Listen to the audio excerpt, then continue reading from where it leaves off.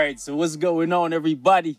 Welcome back to the channel, man. It's your boy, and Netmarble actually sent me the update 6.4 APK.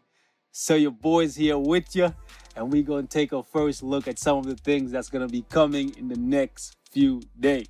Now, let me go ahead and say this before we get started. I say it every time, but I got to say it before I get started. Everything you see here is subject to change when the update goes live next Tuesday, rolling into Wednesday. This is an APK. This is a test server. This is a beta, if you will. So nothing is final yet. They can nerf stuff. They can buff stuff. They can do whatever they want. But this is what they gave me. So this is what I have to show to you guys. I always get a couple people hitting me up saying, how can I play the game? It's not available, like this version is not available on the Play Store, the App Store for me. This is not out yet. This is just early access for star creators, okay? So you will get to play next Tuesday, Wednesday, okay? Depending on where you live. So first and foremost, as you can see, and probably already tell, they went ahead and they actually reshaded Storm. For those of you guys who thought she wasn't black enough, they went ahead and they reshaded her and made her darker. Hope you guys are happy, okay? So, on to bigger things, maybe, possibly, depending on how you look at it. So, when we do these kind of videos, the first things you guys want to know is character acquisition, right? Who is free, who is paid, all that good stuff. And I'm going to leave you guys with a teaser. I was going to say tweezer. Anyways, with a teaser. If you want to know ahead of time, join the Discord. By the way, right? Because I'm going to be releasing a lot of videos today, and YouTube will not send you all of the notifications, so you may miss out on information that you want right away. Some of this information is already available on my Discord, so you can go there and get it. What I want to show you guys, though, is because we get new characters in new uniform in every update, right? What I want to show you guys in this first video is actually Extreme Alliance Battle, because there is changes, and also Danger Room. Now, as of right now, I have not played Danger Room at all because I don't really communicate with any of the other star agents, right? So I need to, like, I guess, speak to them if they join the alliance that I'm in right now, and we can basically coordinate something amongst us so we can test out Extreme Danger Room together. For the most part, I genuinely just play my own game and stay to myself, and I feel like that's what everyone does in the Marvel Future Fight community. It's a little bit different than Grand Cross, but it is what it is. So right here, the daily rewards are still here, and there is a daily victory reward and also the shield chest. The shield chest is pretty much garbage because there's a cap on those materials, but take a look at the daily rewards. This is actually pretty good. You have a chance 5 times per day to get Abomination, Professor X, Negasonic Teenage Warhead, Rachel Summers, and Weapon X. You can also get these guys as well, right at the top here, but the premium bios are the ones down here because they're not available in all of the chests, right? This is really, really good, and even on normal, right? So this is pretty good. You have a chance, a higher chance than you did previously to get these characters. That is really, really, really good. You guys know me. When these guys do well, I praise them. I give them the praise that I think they deserve, and I spend money on the game accordingly. When they do bad, I roast them like I did in my video previously. But this is a good change, right? Many people were kind of panicking when they said they were removing rewards. I guess they just meant they were reshuffling the rewards, right? This is definitely better. So all of you guys who were struggling to get Abomination, Professor X, Negasonic, and Rachel, now you have a better chance. If this comes to the live server, okay?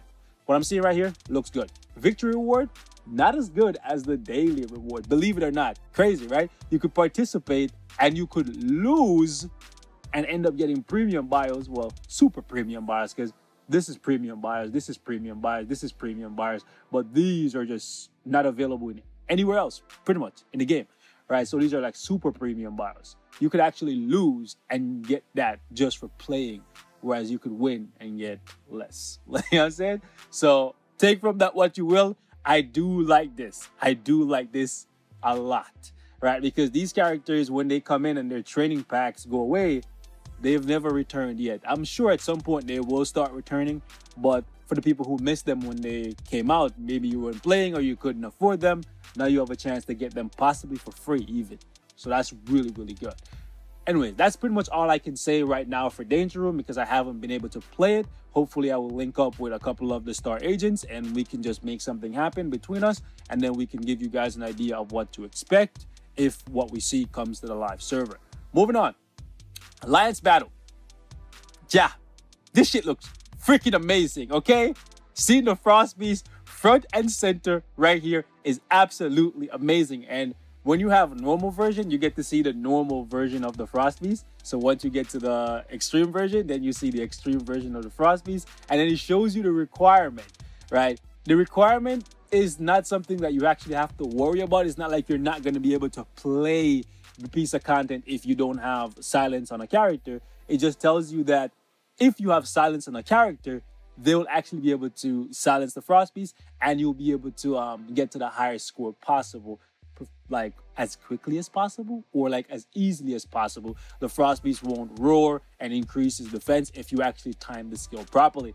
And the thing is, they've actually made it easier to actually time your skill and get the roar cancel off, right? It's kind of like in Legendary Battle, right? Where when something is happening, you get like a pop-up text telling you, hey, Black Widow or Yelena is doing this. Press this skill to stop her from doing that, right? That's basically what now happens. So to some extent, they've basically trivialized the whole roar canceling thing because it's now easier. And the people who were spending hours and hours and hours like mastering the art of roar canceling, they may be a little bit salty because now casuals like me and you can easily roar cancel if we have max skill cooldown and basically just memorize when, like approximately, the Frost Beast is going to roar and just wait for the pop-up and then cancel it. I'm going to show you guys some practical application of this. However, there's more.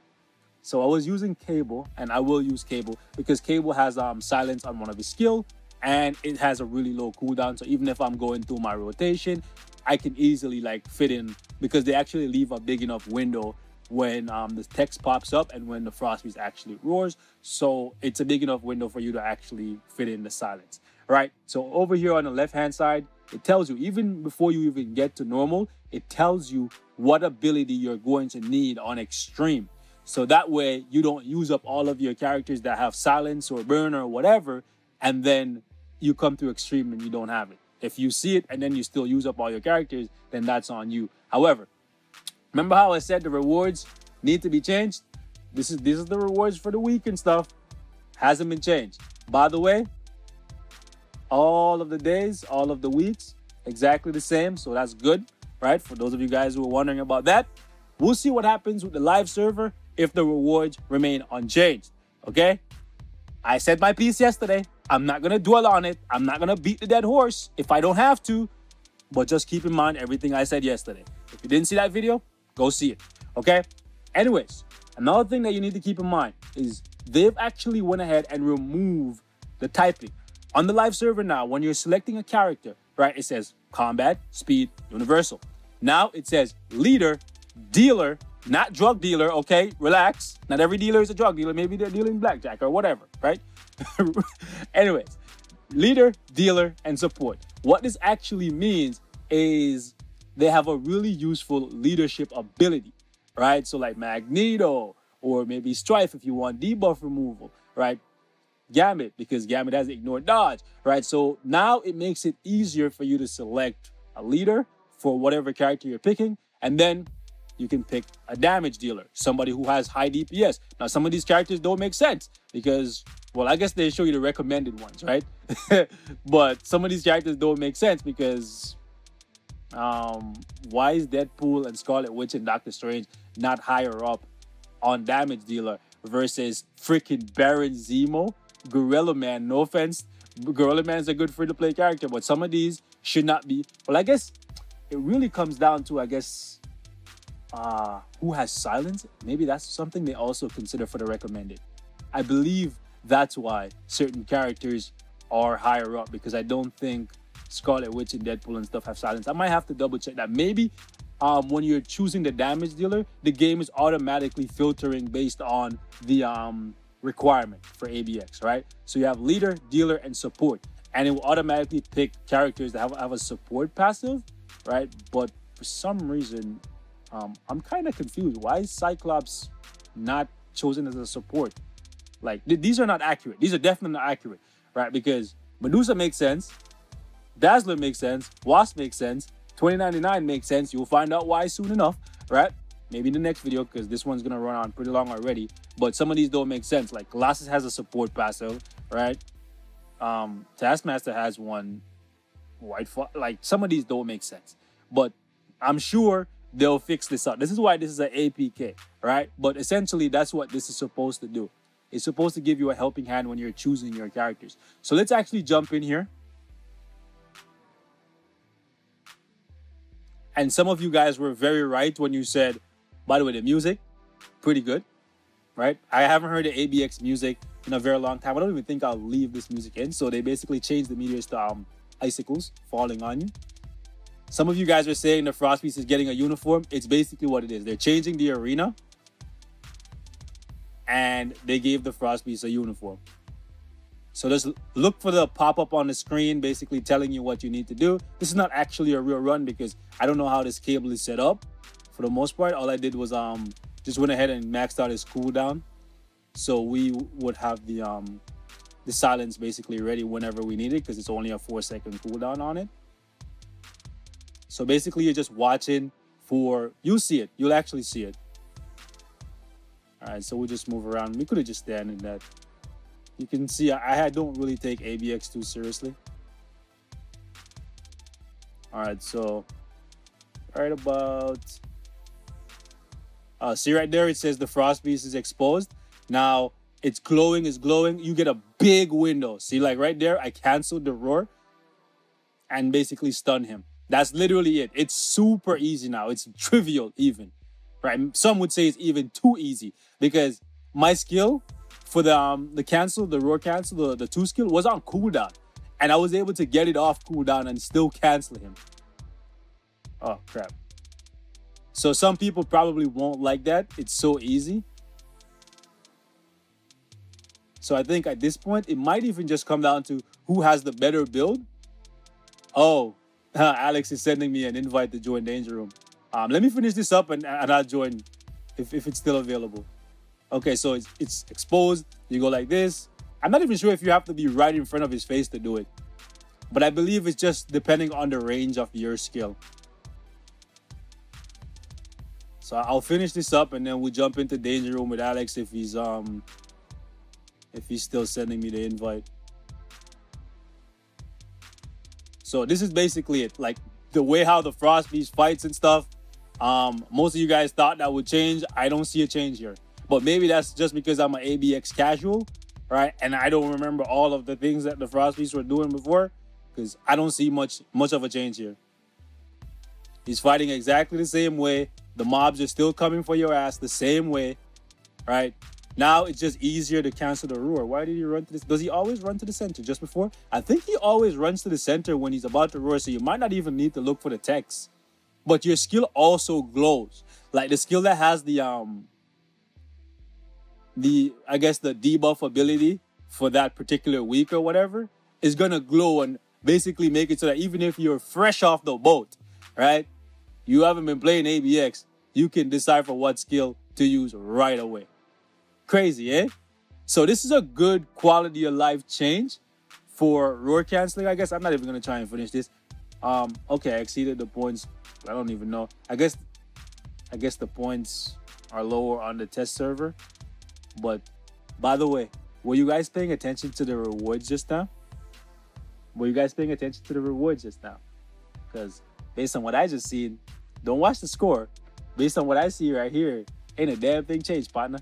Maybe if I max out like a Lunar Snow or whatever, we can push the 7 million and see. Because I wasn't taking this serious. I was just so, I guess, focused on like the patterns of what Frost Beast was doing. It basically just like the same exact fight with a uniform and a new arena. Don't get it twisted. I love the new arena. I love how the Frost Beast looks. The rewards are pretty much the same. The way how he fights is pretty much the same. So can we really call this a reward? You let me know in the comments, ladies and gentlemen. And I also want you guys to keep in mind that this silence thing is not always going to be silence. At some point, it will be burn. At some point, it will be paralysis. And then after that, God knows what it could be. It could be poison or whatever. So just expect to be making a whole heap of investment into random characters that you'll probably never use outside of ABX, and expect to get nothing for it if this comes to the live server as it is. Okay? Because the rewards are not going to change, and you might even start getting less than you were getting. Maybe you were one of the people who was hitting like 1 million or like 5 million in ABX, and you were getting all the rewards up to 5 million without doing anything to your characters. Now you might not be able to do that if the I guess the effect that's strong against the Frost Beast is not the characters you were using before. Things you need to consider. Okay, I'm not just a random hater. I give them praise when they deserve it, but I also give them shit when they deserve it. I think that's a good, like, fair relationship, no? Maybe I'm just an idiot. Catch you guys in the next one. Peace.